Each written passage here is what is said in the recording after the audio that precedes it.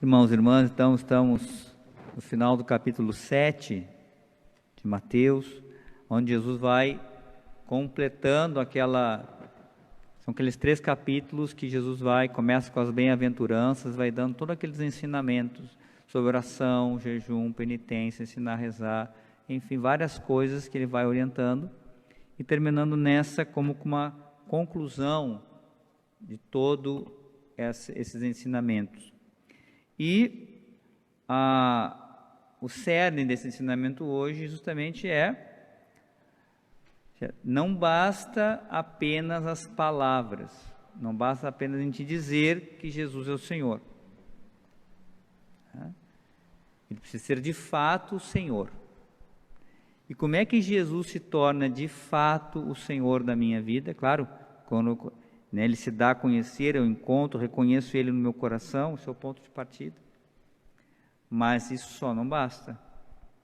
É como se fosse, por exemplo, um casal que se conhece, se apaixona e acha que isso é o matrimônio. Não é. Isso é o começo. É o ponto inicial. Depois vem o dia a dia, não é verdade? Então, o matrimônio, por exemplo, ele vai sendo concretizado, aquele casal vai aprofundando o seu amor cada vez mais. É como, claro, não basta por exemplo, o rapaz lá dizer que ama, mas trata mal a pessoa. É grosseiro, trai, mente. Mas no dia, levo 1000 rosas para você.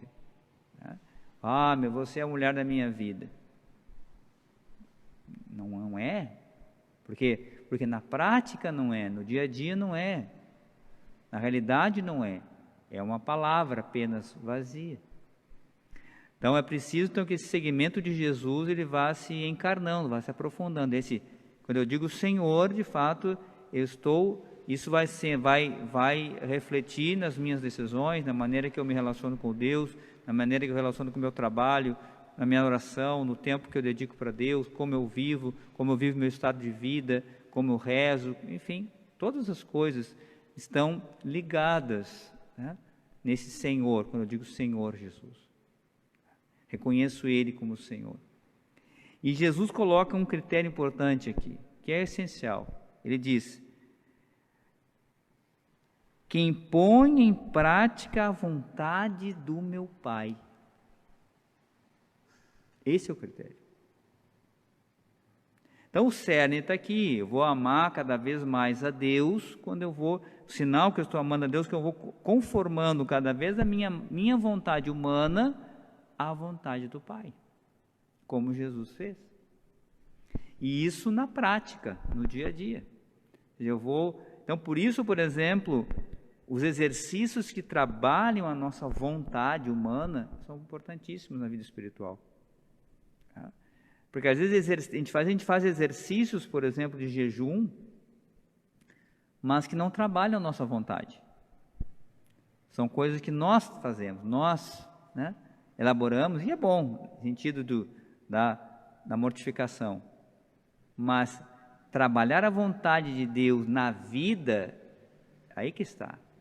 É quando existe um querer meu, existe um querer de Deus, e eu conformo esse meu querer ao querer de Deus. Com alegria, vou conformando, exercitando esse querer com o querer de Deus. Santa Teresinha, ela era uma mestra nisso. Deus foi ensinando para ela de uma maneira muito simples. Então, no início, ela fazia mortificações, quando ela ia comer lá no Carmelo. Depois ela via que tinha muito do humano dela isso. E ela queria fazer a vontade de Deus. Então ela começou a perceber, ela começou a deixar que Deus escolhesse o seu jejum, a sua mortificação. Então, por exemplo, se alguém esquecia de dar algo para ela, esquecia a sobremesa, esquecia não sei o quê, ela não dizia nada, ela entendia que isso era a vontade de Deus. Parece uma coisa tão simples, e é simples, mas isso é muito profundo, porque trabalha justamente o quê? A nossa vontade.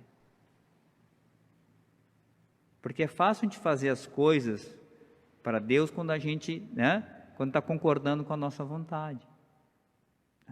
Agora, quando a gente vai realmente adequando, né? Jesus lá no Horto das Oliveiras, o que ele disse? Pai, se for possível, afasta de mim esse cálice, mas não se faça a minha vontade, mas a tua. Aqui está o cerne, né? Então, o cerne está aqui. É a gente adequar a nossa vontade, conformar a nossa vontade. E isso é sinal, fruto do amor. Isso é sinal que nós estamos amando a Deus, crescendo no amor a Deus, crescendo no amor ao próximo. E Jesus coloca outra coisa que também nos chama a atenção, é que essas pessoas que vão chegar lá e dizer, olha, nós fizemos várias coisas em teu nome. E a resposta diz, eu não te conheço. Eu não tenho intimidade contigo. Você fez a sua vontade. Então, isso é importante a gente perceber, gente. Realmente, é preciso ser homens e mulheres de comunhão com Deus, que conformam a sua vontade e a vontade do Pai. E o exemplo, o sinal perfeito é Jesus. Ele faz isso. Ele encarna a vontade do Pai. Ele faz em tudo a vontade do Pai. Para Ele, esse é o cerne de todas as coisas. Então não basta dizer Senhor, Senhor. É preciso fazer a vontade de Deus. E a consequência disso é uma casa sobre a rocha. Então quando eu de fato eu me abandono na vontade de Deus, a minha vida é construída sobre a rocha. É o próprio Cristo que se torna a rocha da minha casa, da minha vida. Então nada, diz Jesus, nem chuva, nem enchentes, nem vento, nada derrubam a minha vida e nem a casa. Porque Deus é a rocha. Ele está sustentando essa casa. O contrário é quando eu não boto em prática. Então aí os problemas vão vir e a casa vai cair. Porque não tem raiz, não tem vida, não tem relação com Deus. A fé é uma coisa teórica. Não existe amor a Deus, não existe amor à igreja, não existe amor.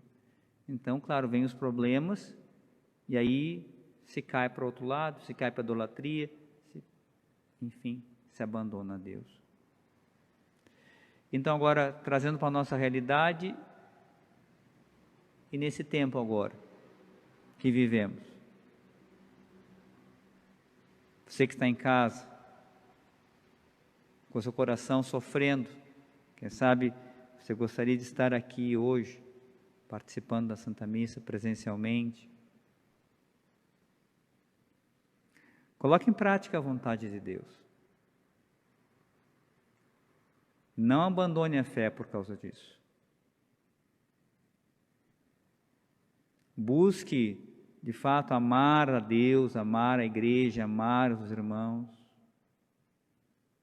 conforme a sua vontade, a vontade do Pai, nesse momento. Que pode haver um momento de crescimento na sua vida. As coisas não estão no nosso controle.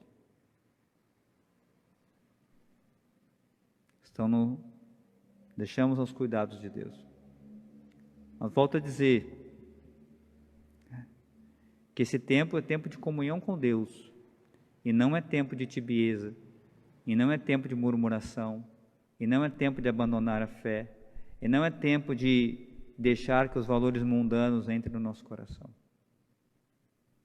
É tempo de intensa busca de santidade, intensa busca de amor, de viver, de se conformar no fundo do nosso coração, na nossa vida, na nossa prática, à vontade do Pai que se manifesta no nosso dia a dia. Então encarne isso, a vontade do Pai para você hoje, nesse tempo que vivemos. Pode ser que não seja o que você quer, mas se você se abandona, a casa está sobre a rocha. Se abandona em Deus, a casa fica sobre a rocha. Vamos fazer um breve momento de silêncio, acolhendo no nosso coração a palavra do Senhor, palavra que nos salva.